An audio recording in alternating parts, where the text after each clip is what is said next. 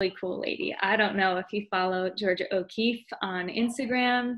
Her museum has a really cool page that posts photographs from different parts of her life too. She had sort of an on and off relationship with this guy who also was like a curator and a photographer, very accomplished in the art industry. But most of her pieces that we're going to see today were published before she was married. So here we go. First, we're going to look at her earliest sketches. She was born in 1887 in Wisconsin, actually. And the first subjects she had to sketch were animals on her farm and her family members. Like you can see here, her sister Claudia. She's one of 7 children, so she had a lot of subjects at home. And she and her family recognized her talent, so she was able to study at the Art Institute of Chicago from 1905 to 1906. And then in New York from 1907 to 1908. Under the direction of a couple of famous artists at the time, she learned the techniques of traditional realist painting. So a lot of her first pieces, like you see the grapes here, they're meant to reflect reality. But the direction of her artistic practice shifted drastically in 1912 when she studied the revolutionary ideas of Arthur Wesley Dow, who was more of an abstract artist. So her pieces took a really sharp turn right at that moment, and where you see in the 1910s, she starts to paint more abstract images, mostly scenes from nature. But this is where you start to see the sort of trademark Georgia O'Keeffe style emerging. Question? Yeah, okay. Dow's emphasis on composition and design drove her to an alternative to realism. She experimented while she was in Texas. So some of the nature scenes you see from early on actually are from scenes she observed in Texas. And she began a series of abstract charcoal drawings. So most of her most famous pieces are watercolor, but early on you start to see charcoal being used when she's just beginning to experiment with abstract design. And then she mailed some of these abstract drawings to a friend in New York City who showed them to Alfred Stieglitz, who would later become her husband. He was an art dealer and an internationally known photographer, and he was the first to exhibit her work in 1916. So for a decade following Georgia O'Keeffe's move to New York City in 1918, she adapted to his pattern of living in the city during winter and spring and retreating with his family to a compound at Lake George. So through the 1920s, she has a lot of paintings from the Lake George area, which is all the way up by the Canadian border in New York. Did anybody watch The Marvelous Miss Maisel? Great thing to binge watch if you haven't yet on Amazon Prime. But it was in the beginning of the 1900s, like summer in New York is unbearable. It's really hot and most people don't have air conditioning even now in 2012. So it was common practice for people with money to leave the city in those warmer months. So they went up to Lake George, and a lot of the paintings you see from the 1920s are set in this sort of more temperate landscape. She has a few others from this year, which also have subjects from nature. But during that time, she also did a lot of work with skylines because they lived in several apartments in New York City through the 1920s and 30s, including the Shelton Hotel, like what is today the Shelton Hotel, and they could see the skyline from their home. So this is actually her representation of the skyline from outside of her window. And some others published that year. She has a view of the East River from that particular apartment, which is the river that's in between like Long Island and Manhattan, like Queens and Brooklyn and Manhattan. And I didn't know this until just today, that I thought it was just the flowers and the skulls, but she actually has a really, really extensive series of New York City skylines that are both sketched and painted. And they visualized the skyscrapers as an essentially American symbol of modernity. And so through the 1920s and 30s, a lot of her pieces feature that. But then In the summer of 1929, she started to make annual trips to New Mexico. And I think she eventually moved there. Actually, she for sure eventually moved there. And that's when you start to see more of her landscape pieces, broader landscape, sort of simplified versions of what she was actually seeing with her own eyes. The stark landscape, distinct indigenous art, and the unique regional style of adobe architecture inspired a new direction. So she went from smaller subjects like fruits and flowers to these larger landscapes. For the next 2 decades, oh yeah, she did. She spent time living and working in New Mexico, and she made the state her permanent home in 1949 after her husband died. So one curator noted that her simplified and refined representations of this region express a deep personal response to the highest desert terrain. So this was part of a series of the same landscape. So from the same year, if you want to look through, you can see she has some others in this series that depict the same range, but in like drastically different lights, times of day, different seasons. And that's all through the 1940s. In the 50s, she began to travel internationally. So this is actually a painting she created of Machu Picchu.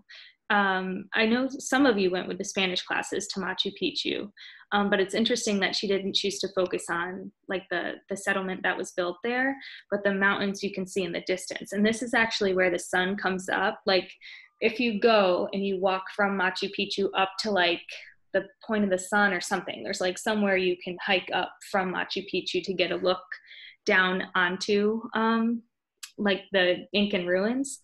And this looks like she drew it from that trail that goes up. And the sun actually rises from right behind here, which gave her a really cool opportunity to work with light. That's where I took most of my pictures actually, because I thought it was so cool to see, because like I got the new iPhone right before I went. So I was like, oh my gosh, there's 2 lenses. This is so neat. And you could see like rainbows in the picture. It was very cool. I wish I had a deeper scientific explanation of why that happens, but I don't. But she drew a bunch of escapes from Machu Picchu and then some from Japan's Mount Fuji. And at the age of 73, once she stopped traveling internationally as much, she started focusing on clouds in the sky and rivers below. And this is one of her most famous paintings. You may or may not have seen it before, from the 1960s. Above the Clouds, and she has a whole series of these above the clouds.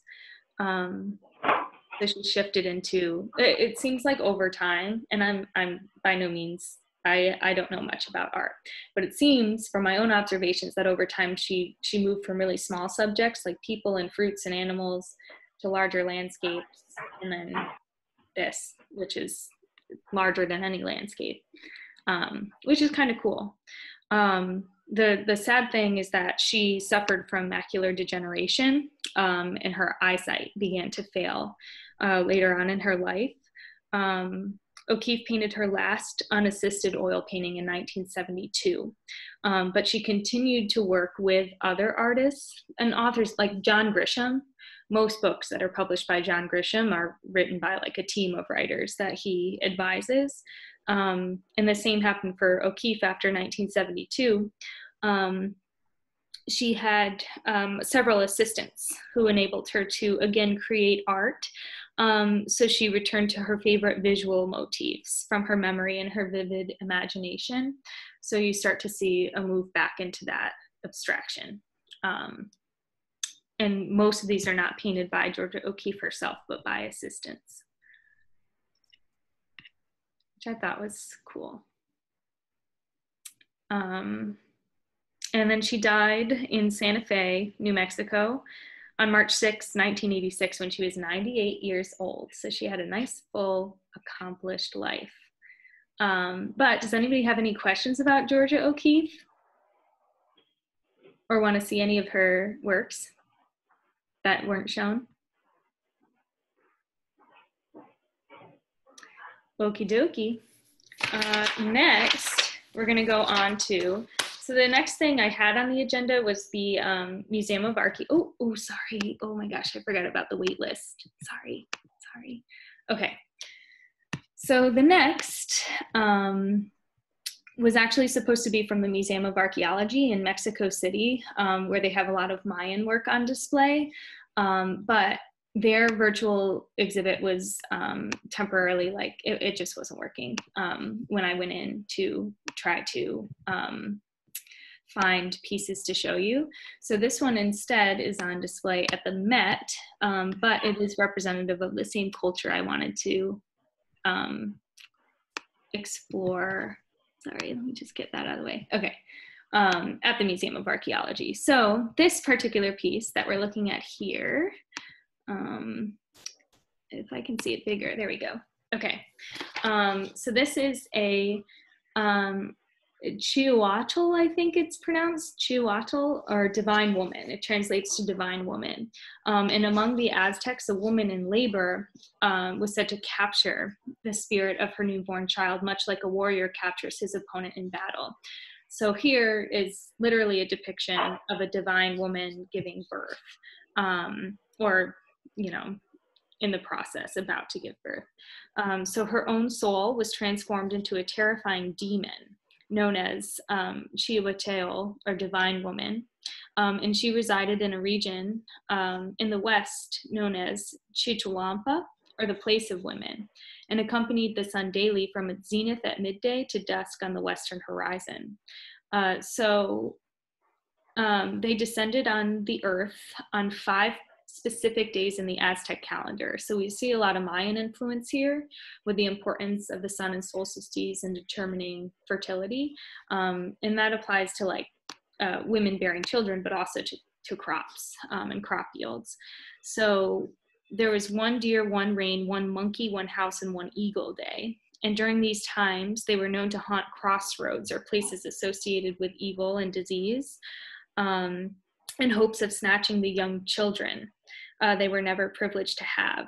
And some of you may be familiar with the story of La Malinche, which is similar. If we have time at the end, I'll pull up the story of La Malinche and we'll talk about that, which originates from central Mexico, where we see these figures. This goddess and 4 others are housed in the collection of the Museo Nacional de, it's like the Anthropology Museum in Mexico City, the one I wanted to show you. So this is one of 4, and the others are there. And they're each differentiated only by the date glyph that's engraved on the head, on the back, so you can't see it from here. And along with the ones seen here, they probably formed a set. So we're not exactly sure where they come from, but we're guessing from the capital in Tenochtitlan, which is where Mexico City is today. So,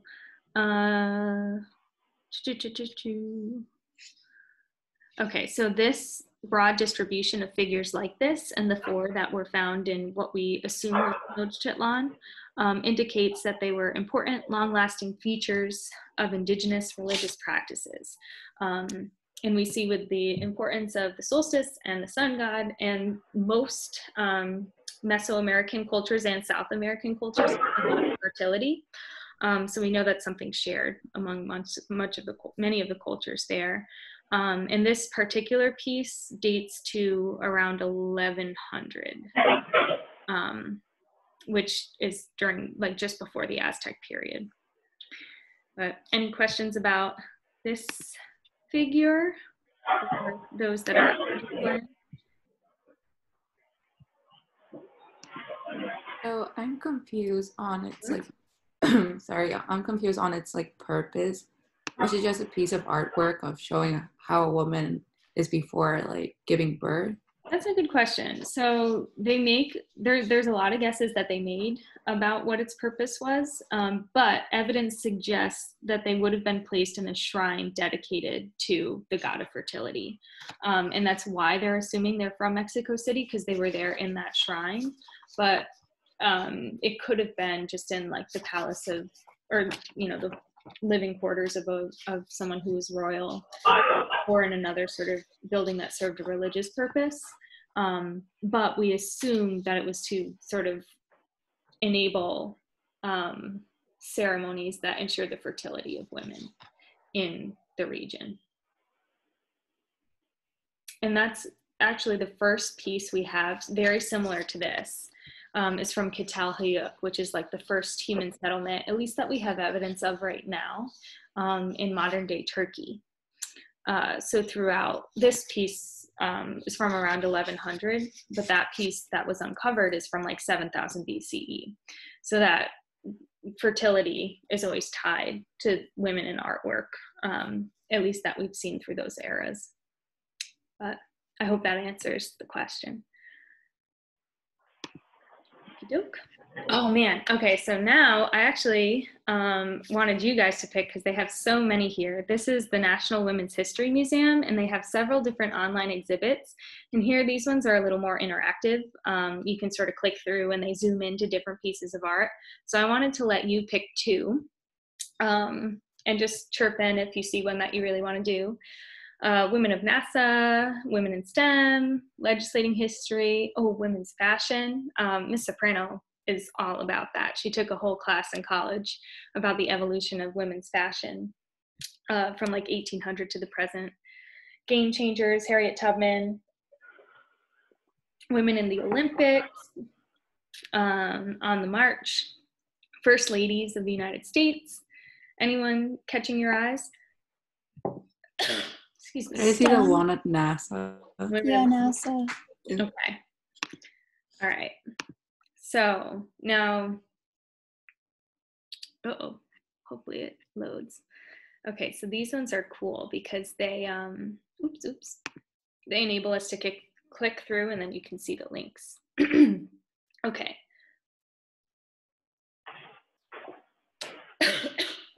Sorry, wrong pipe. Okay, so just in case the text is too small, I'll read it as we go through. Oh my gosh, there was so much that went down the wrong pipe just then. Sorry, everyone. Okay, in 1935, the first group of female human computers were hired. Did anybody see Hidden Figures, the movie? Yeah, it was so great. So like when they say human computers, they're talking about a person who actually like computes. It took me so long to realize that that was how they were using the word computer in the context of that film. Like the human person is the computer because they are computing information. And so the first time they were hired was in 1935. I think the movie was set a little bit later. But before electronic computers, all mathematical equations and computations would be done by hand, by people, often known as human computers. With the advent of World War II, many male employees at NASA left to fight overseas.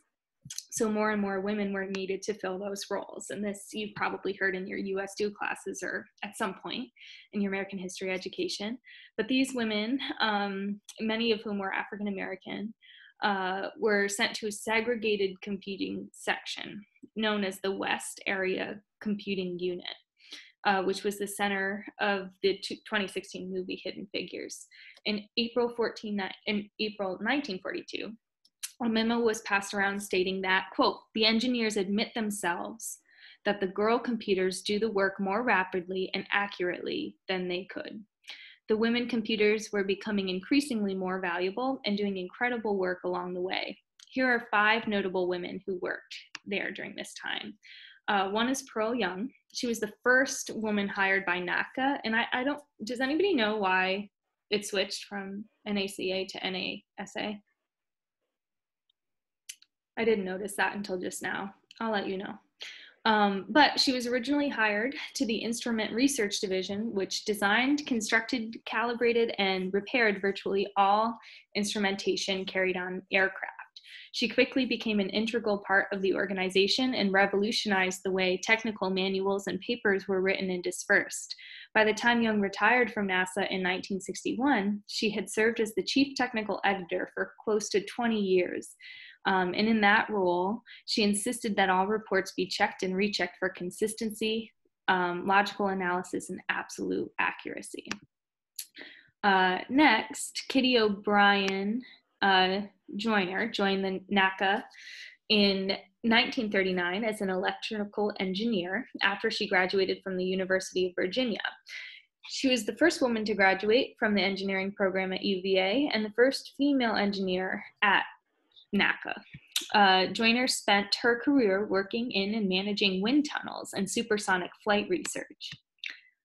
Vera Huckel started work at the NACA in 1939. At the time, very few women worked as computers. By 1945, she was a section head in charge of up to 17 women. And through the years, she also worked as a mathematician, aerospace engineer, and supervisory mathematician. Huckel's main area of work was in the dynamic loads division. There, she was one of the only female computers. She worked with the mathematics and testing of sonic booms and supersonic flight. Often she would travel to the deserts in the western United States and work out the mathematics of the test flights. If she was not able to travel, the numbers and test results would be sent to her in Virginia, where she was the only one trusted to do the math. Additionally, she wrote the first program for the first electronic computer at NASA.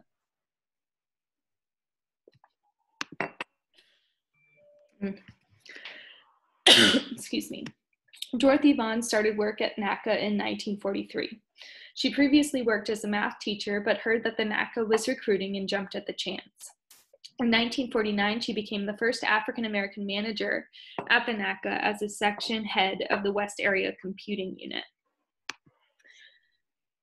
When NASA was created in 1958, okay, so apparently there was a different organization beforehand. I think NASA is sort of a Cold War era development.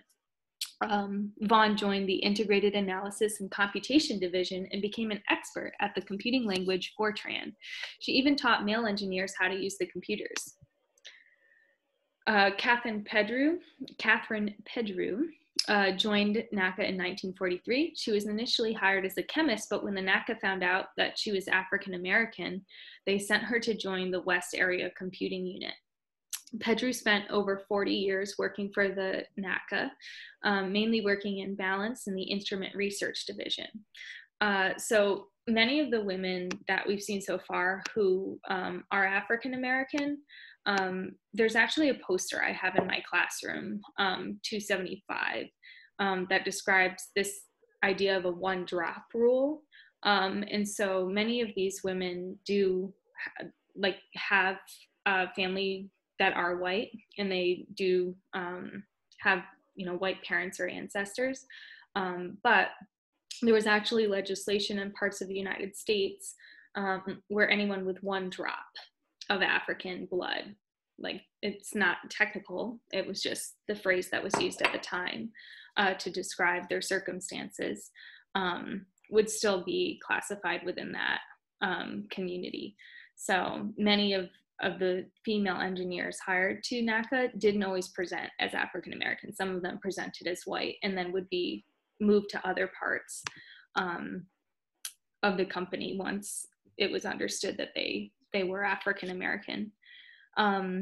Mary Jackson joined NACA and the West Area Computing Unit in 1951. By 1953, she joined a group working on the supersonic pressure tunnel. While there, Jackson was encouraged to enter a training program run by UVA in order to become an engineer. She had to gain permission from the city of Hampton, Virginia to take the class because classes were segregated at the time. I think she was one of the people in the film. In 1958, she became NASA's first African-American female engineer. She spent her career working on supersonic research, finally retiring in 1985 after 34 years with the administration. To learn more about wind tunnels like the one Jackson worked in, you can watch it. Katherine Johnson joined NACA in 1953. She worked for the West Area Computing Group for a short while. There's a lot of Catherines. There she analyzed data from flight tests. In 1960, she became the first woman in the division to receive author credit on a paper titled Determination of Azimuth Angle at Burnout for placing a satellite over a selected Earth position. Very exciting. I'm not sure what that means.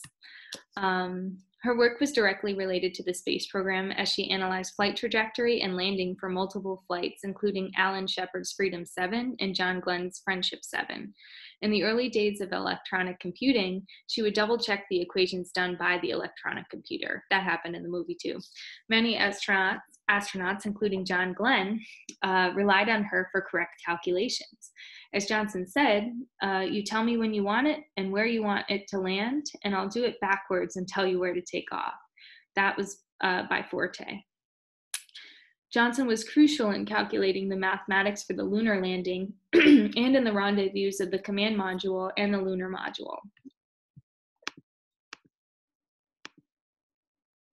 She retired in 1986 after over 30 years with the organization,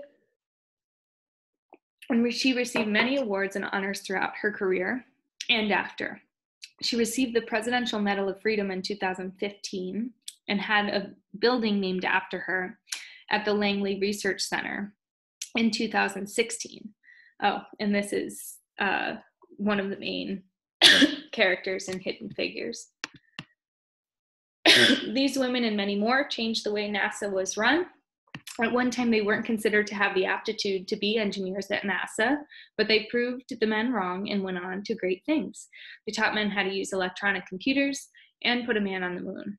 They proved that women engineers and mathematicians are not to be underestimated and continue to inspire the next generation of girls and boys. Yet we don't have spacesuits.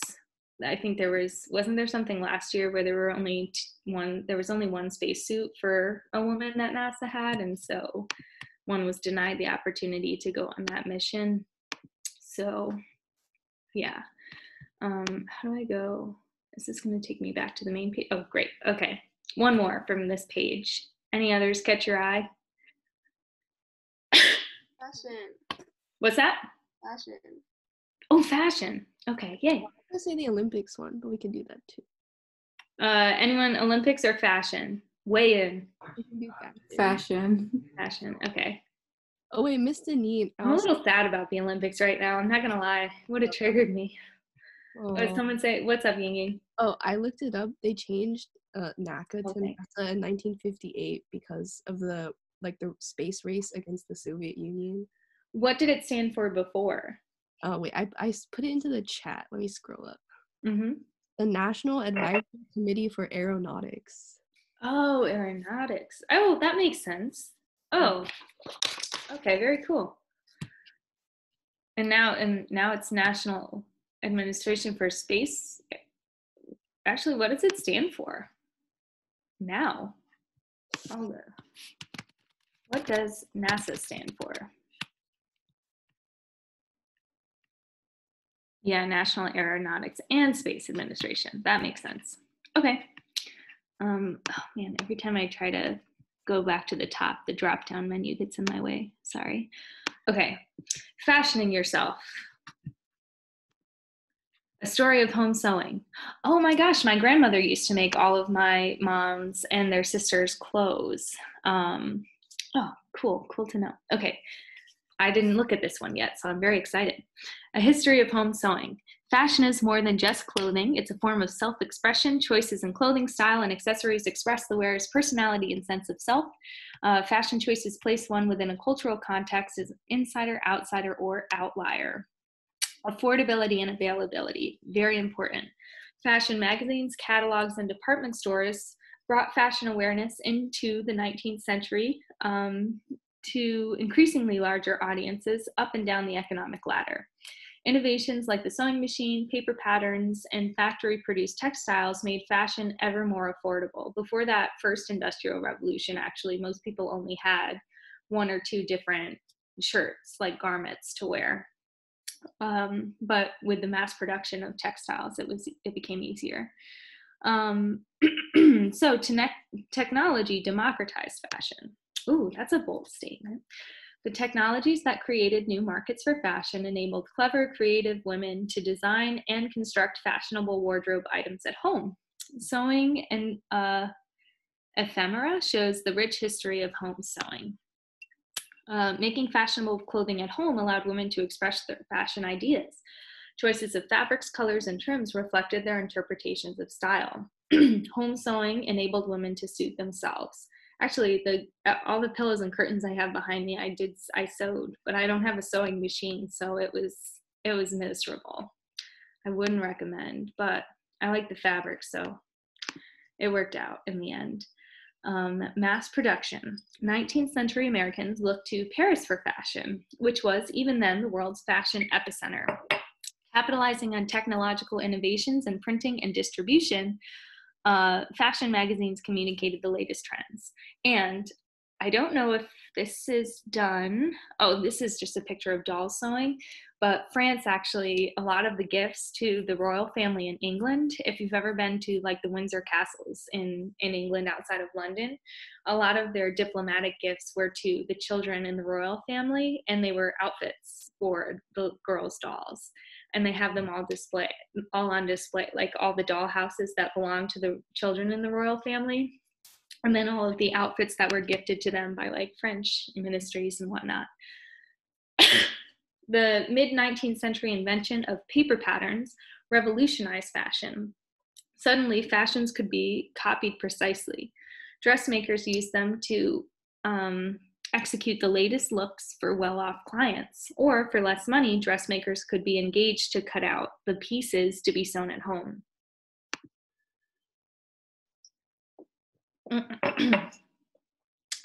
Mass-produced men's clothing became widely available following the Civil War.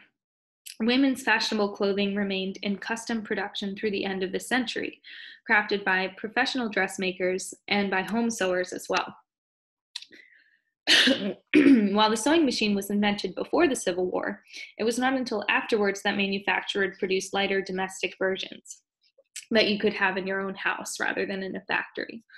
Companies pursued middle-class housewives as buyers, assuring them that new technology would lighten their housekeeping burdens in that cult of domesticity. Changing roles, changing fashion. Ooh, look at that. Oh man, look at that veil. Beautiful. Okay, women's changing roles change fashion. The shirtwaist blouse became popular at the turn of the century. I'll show you a quick pic of the shirtwaist. You guys may have seen it when you talked about the shirtwaist factory fire in US 1. If you're a current US 1 student, we haven't talked about that yet. Oh, sorry. Sure. One of our things at NYU is the spot of the Triangle Shirtwaist Factory. Oh, that's right. Right by the Flatiron building, right? Yeah. Is it you're using it as a building? Yep. That's where all of our chemistry classes are. Wow. That's interesting. That's an interesting one. And I mean, their fire safety within these factories that produce like highly flammable textiles were empty buckets hung on the wall that needed to be filled by workers when a fire broke out. And the building was so tall that the ladders from the fire trucks couldn't reach it. But like this was the style. That's what they manufactured. Very cool. I saw Elizabeth Warren had a rally there in Washington Square Park, and she made a reference to that building where your chemistry classes were. She's like, there was a devastating fire here. I'm like, all right, Liz, stay on message. But anyway, it was a stylish and practical addition to both working and professional women's wardrobes. It became symbolic. Oh, I went to all that trouble Googling it, and here they are. Okay, it became symbolic of a new kind of progressive era woman, one who worked and was self-supporting. The shirtwaist lends itself to mass production. At its height of popularity, more than 450 factories employed 40,000 garment workers to sew shirtwaists. It was among the first ready-to-wear garments produced for women. Even as women's ready-to-wear hit the market, women continued to sew at home. Store-bought clothing was more expensive than the equivalent fabrics and notions. The hours of sewing time weren't factored into the cost.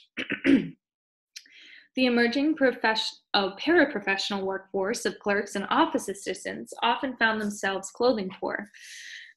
Like the department store clerks below, their jobs required a professional wardrobe. But many lacked the time to sew their own.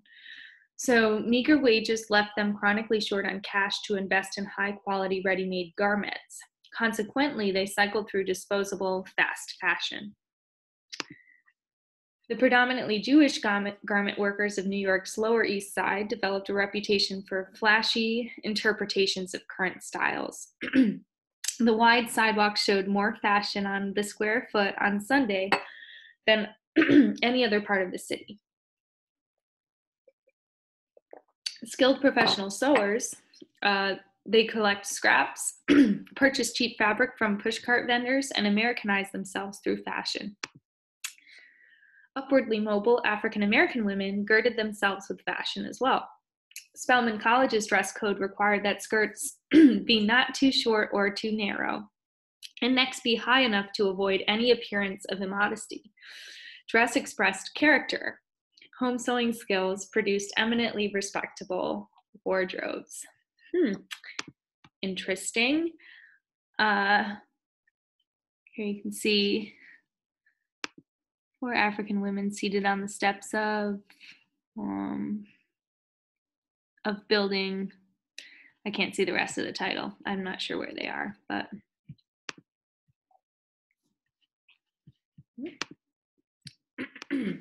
okay. At the turn of the century, most women of all social classes knew how to sew, having learned from their mothers.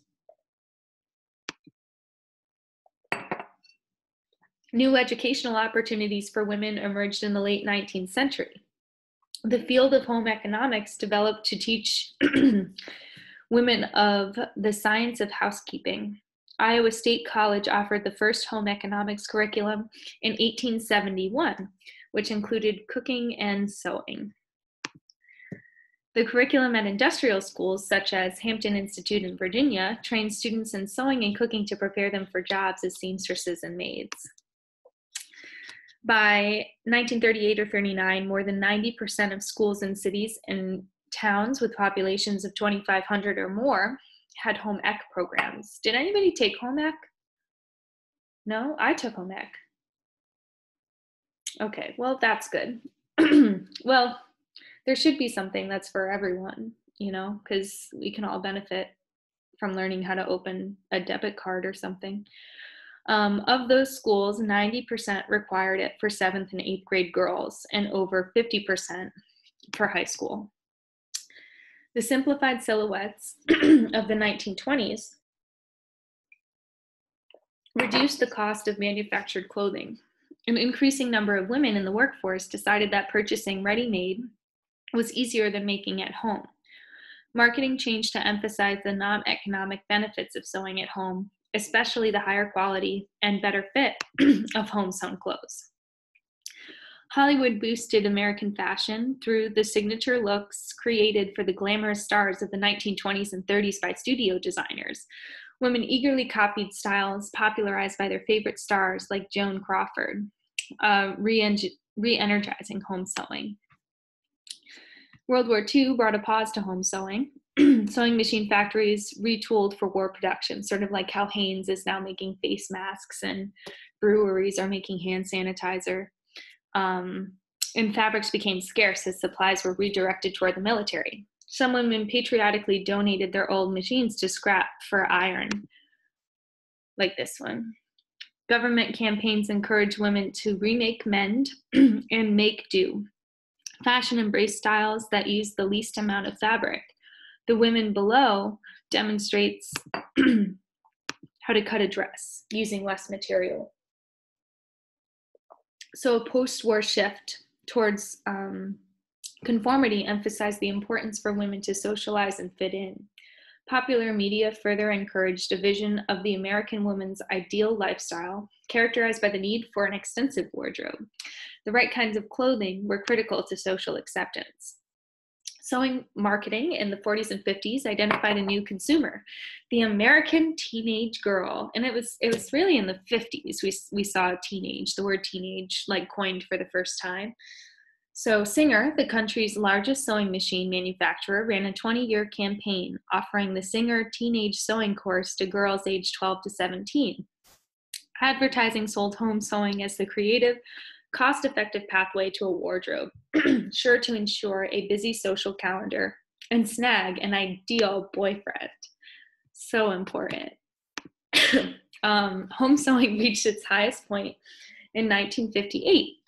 Increased leisure time, ongoing sewing instruction in schools, and culture encouraged sewing as a hobby.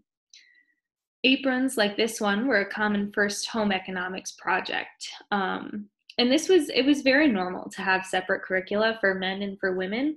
The middle school that I went to had a separate entrance actually for boys and girls, and we didn't still use it when I was in middle school, but initially there were separate wings in the building for girls in middle school and for boys in middle school. So it wasn't at all unusual for girls to take completely different classes. It's still there, like over the door, you see girls written out in big letters and boys written out in big letters on two separate sides of the building. But that's also in a town that's made famous by Elsie, who is a cow that is also the face of Borden Dairy Products. So pattern companies stayed up to date in the 1950s with fashion, recognizing that customers primarily sewed for pleasure and self-expression. Homemade fashion followed all the popular trends, which continued to be dominated by Hollywood celebrities. The 1970s saw a steep decline in home sewing. Pattern and sewing companies stressed individuality and original fashions at reduced price to entice customers. But they were fighting a losing battle for women's precious leisure hours. As women controlled more of their own incomes, shopping became a recreational outlet rather than a chore. As more and more entered the professional workforce, making clothing was seen as an uneconomic use of time. By the 1980s, commercial clothing production had migrated to countries with lower labor costs. The cost of sewing a garment at home in 1985 was higher than purchasing one ready-made in a store.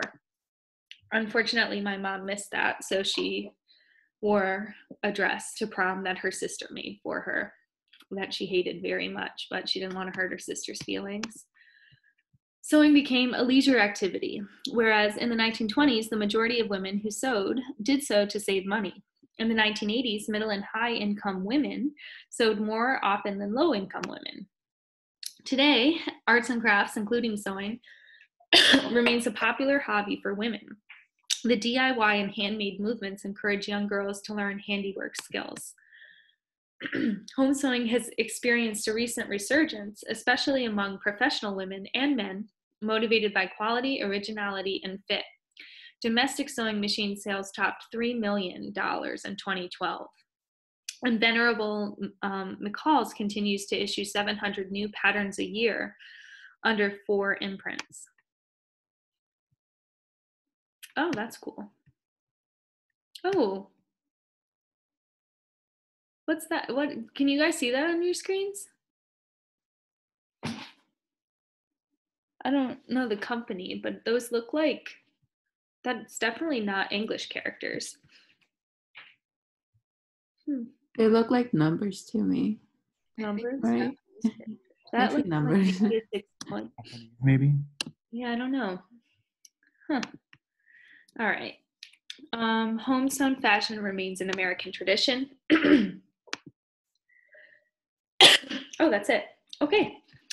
So, okay, we're just going to look at this one portrait of Frida Kahlo. This is a special exhibit at the Detroit Institute of Arts. And this is her self-portrait on the borderline between Mexico and the United States in 1932. Okay. So, I just need to blow my nose really quick.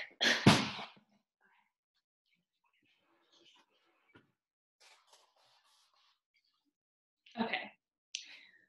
Oh man, I feel so much better. When I took that sip before, like 20 minutes ago, it was like I inhaled the water into all of my upper respiratory cavities. It was very intense. So I feel better now. Thanks all for bearing with me. Frida Kahlo's intellectual and artistic interest hinged on examining her personal experiences and asserting her own identity. She wanted to return to Mexico, where her sense of self was rooted. In this painting, Kahlo depicted herself on the border between two worlds. And Frida Kahlo, by the way, was a Mexican painter known for her many portraits, mostly self-portraits, and works inspired by the nature and artifacts of Mexico, where she was born.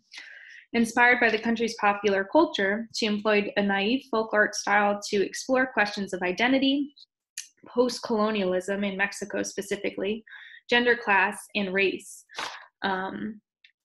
So she depicts herself on this border between her two worlds.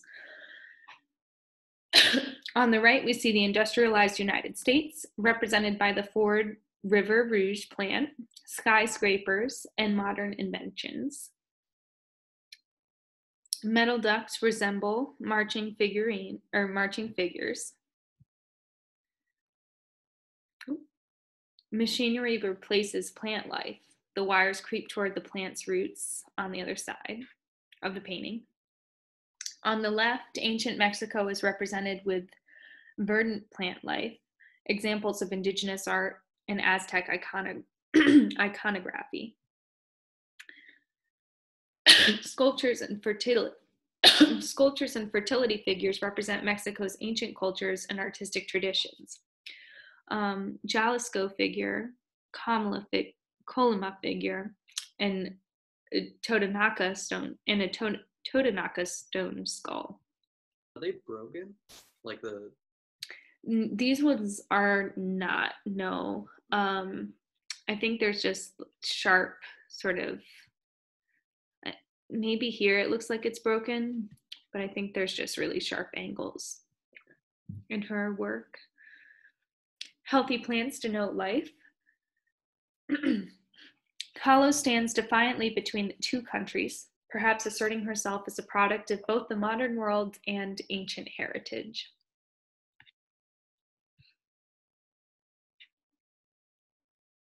Oh, I didn't even notice this in the back too. Has anybody seen this one before?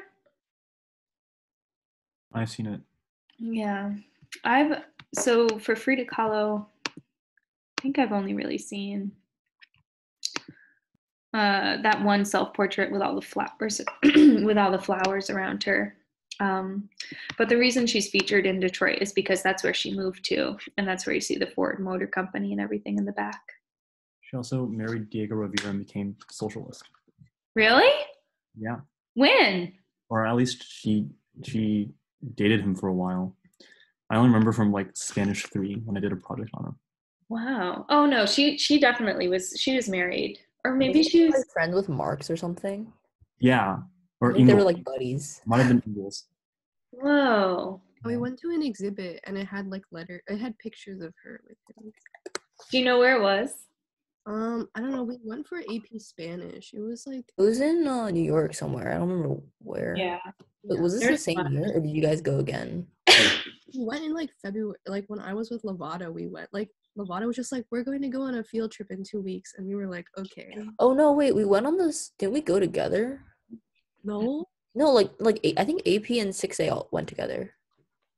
Maybe. I think so. I would remember. I would remember if you were there with me.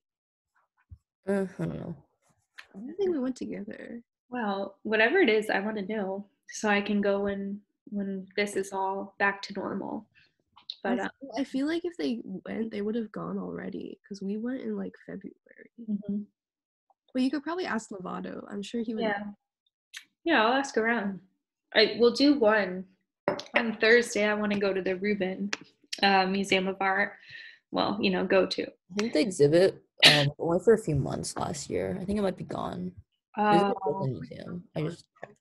That makes sense. Yeah, that makes a lot of sense actually.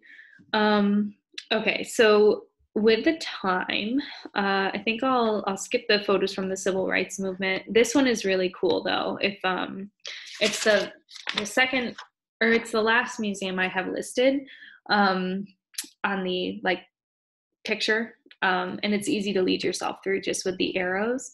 But just a quick note, last year I did a seminar in Memphis where the I Am a Man campaign originated, mostly with sanitation workers in Memphis. And there were a couple who died on the job and then weren't compensated. So they went on strike, and it launched this sort of national movement right out of Memphis, where Martin Luther King was assassinated shortly after he came to support this movement. So it's a good one. It's definitely a good one to click through. But I guess I just have a quick trailer, because the New York Historical Society, when and if we are able to go back into the city at some point this year, it is the 100th anniversary of women's suffrage, and they have special exhibits right now for the suffrage movement in New York City. So I guess I'll just play, this is just 1 minute long, so I'll play this little clip, and then if anybody was drawing, I'd love to see what you were drawing. I don't know if you can also see, can you see this? Wow. It's great practice for Mean Girls.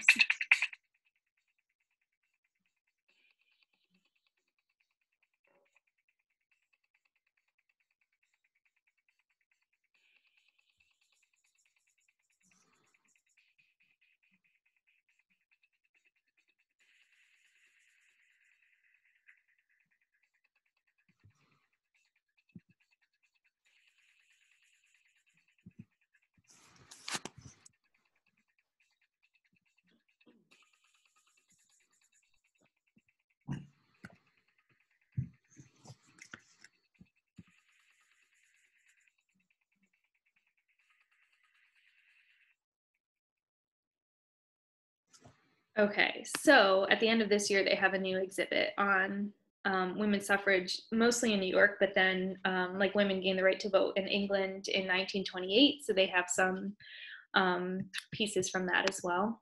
So hopefully, I got a little preview when I was there this summer for women in the American Revolution and the Civil War, but it was mostly like the pennants that were being carried when they marched through the streets there.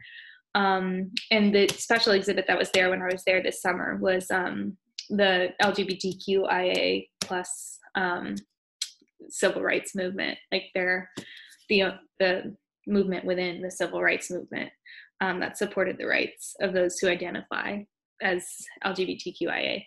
And Billie Jean King was one of their featured female activists and influencers.